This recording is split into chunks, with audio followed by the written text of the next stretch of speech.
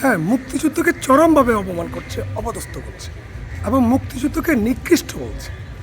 16 ডিসেম্বরকে বাল দিবস বলছে। ইলিয়াস হোসেন নামে একটা ফালতু বাজে একটা পাকিস্তানি কুলাঙ্গার যে মুক্তিযুদ্ধকে অপমান করছে, 16 ডিসেম্বরকে অপমান করছে। পিনাকির মতো একটা যে অনলাইন অ্যাক্টিভিস্ট, সে মুক্তিযুদ্ধকে চরমভাবে নাজেহাল করছে।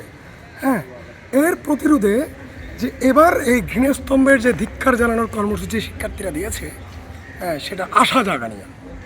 অর্থাৎ আমরা আওয়ামী লীগকে হেট করতে গিয়ে মুক্তিযুদ্ধকে হেট করার চেষ্টা করছে একটা প্রজন্ম, ঠিক আছে, একটা গ্রুপ, একটা সংঘবদ্ধ গ্রুপ যারা 71-এ তাদের পূর্বপুরুষেরা এই যারা গণহত্যা করেছে তাদেরই শাবকেরা এই সময়ে এসে মুক্তিযুদ্ধকে চরম অপমান করছে। আরে ভাই, আওয়ামী লীগ আর মুক্তিযুদ্ধ গোলাই ফেললে হবে না তো। মুক্তিযুদ্ধে অংশগ্রহণ করেছে 7.5 কোটি বাঙালি।